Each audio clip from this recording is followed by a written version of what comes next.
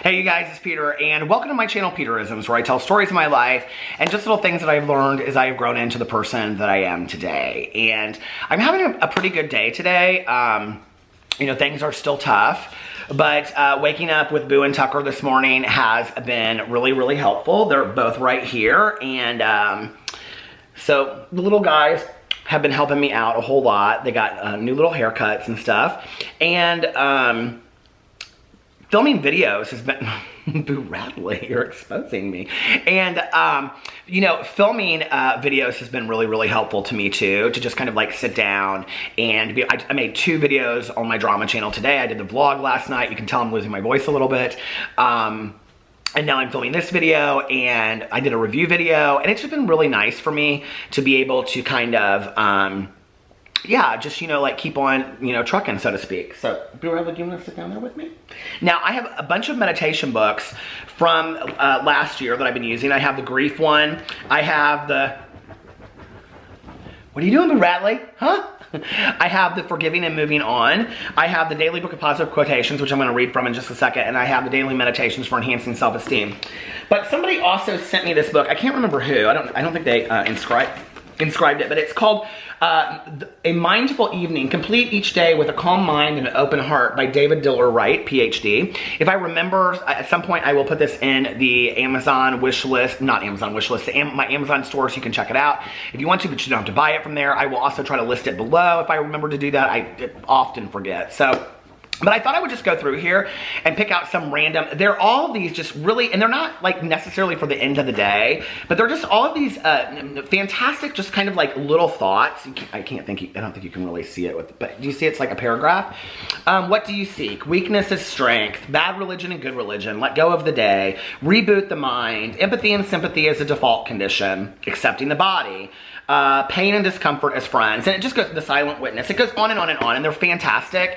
And so I just think throughout the year, maybe I'm gonna, and I think there's like 300 and so many of them, but I think throughout the year, I'm just going to randomly pick one of these out of here from time to time and read them. So we'll do that in just a second, but I wanted to start this meditation off with, he's still going.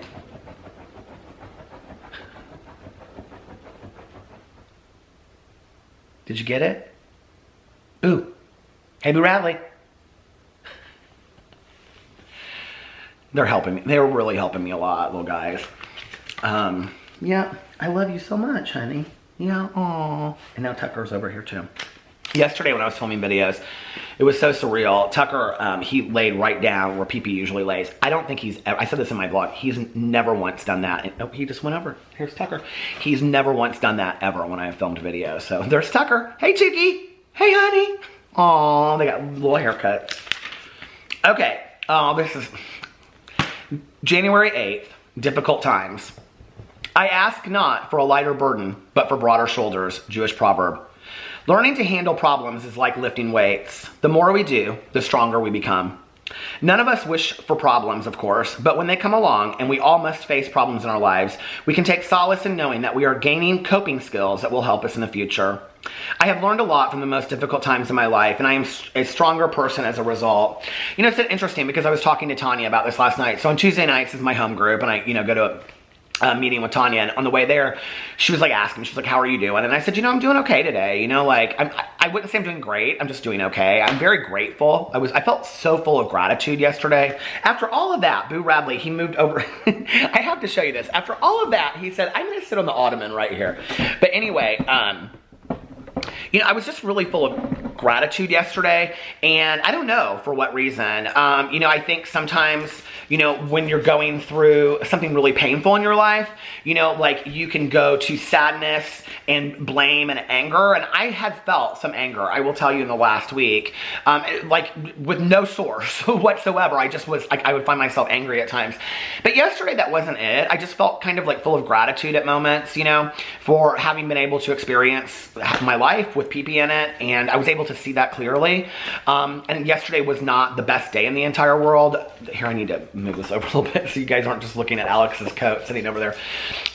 It wasn't like I had the greatest day in the entire world. It was just okay. But, you know, I was fine. Like, I was getting through it. But I said to Tanya, she said, well, how are you doing? You know, which With her, like with anybody else, I would just be like, I'm doing okay. But with her, that's a loaded question. Like, she's not gonna let me just get away with that, you know? So we were talking, and I said, you know what's interesting? I said, oh, just my coffee spilled. I said, with each passing of each person or important thing in my life, it's interesting, like, how things, I don't know if they get easier, but, like, I learn different coping mechanisms and skills. You know, when my mom passed away, it was, like, the first major loss that I ever experienced in my life. Like, huge loss, right?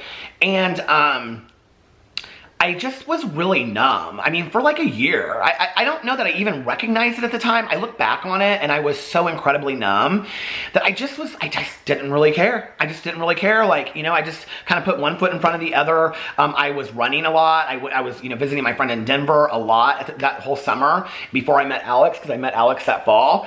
And it's kind of weird, like I was planning on moving and then Alex just kind of like fell into my life at this opportune time, and then I, from Alex, received Pee-Pee, and as well as a whole family I got, you know, with Alex. And it was weird. It was weird, like the timing of it. And I am a person that believes, you know, in God and a higher power of my understanding, and it was like a God moment kind of thing. It was like, it was like supposed to happen, you know? And my husband's not somebody that believes in soulmates and fate. He just isn't. And I don't know that I necessarily do either. It was interesting on this trip, I was talking to Tanya, and I said, I feel just such immense pain. Like, I feel like the only way I could explain it, I kept on saying, was that I felt emotionally gutted, and I just did. And Tanya said, I think that Pee-Pee may have been your soulmate. And I liked that, you know? Like, I liked that on some level, because for me, then it means I will see him again, you know? But anyway, so, you know, like, I was so numb with my mom. I just didn't feel. And then with each thing that has happened, you know, through the years, with my aunt passing away, I definitely was better with that. And I knew, like, my place was to feel my pain and to take care of that, you know, with the people in my life. But I needed to be there for my cousin and my uncle. Like, that was my responsibility, you know? Like, they had been there for me with my mom, and it was my turn to be there for them. And with my uncle passing, it was very similar to that, you know? And I think in both circumstances, the ability for me to suit up and show up and to be what I had built myself to be over the years and learned. This is so weird, you guys. This bird literally, okay, just landed as I'm filming these videos, literally right in front of the window, and is, I have to show you this. I don't know if you can see it. It's like staring straight in at me. And they never do this. Hold on a second. I'm going to show you this if you can see it. He just flew away. Did you see that? So surreal.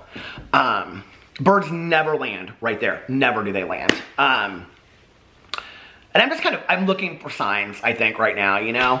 But I was able to be that person and suit up and show up. And, you know, and so this time I still feel such immense pain.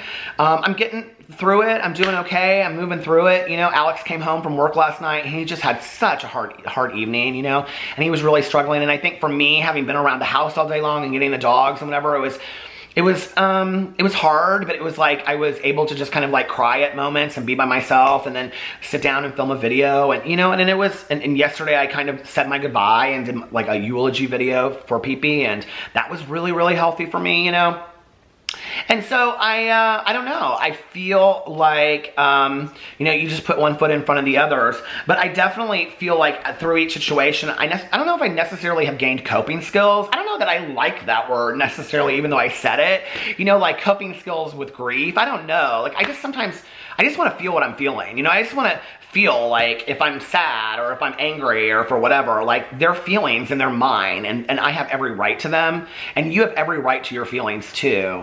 Don't take them out on other people. You don't put them on other people, but you have a right to your feelings. And if you're sad or you're angry or you're mad or you're confused or you're in denial or whatever, those are your emotions at that moment, and they're important. And I think that if I have learned one very, very valuable lesson through the years with loss, except there is no way around the pain. There is only through the pain. And if you don't feel it, or if I don't feel it, at some point down the road, it's going to haunt me again.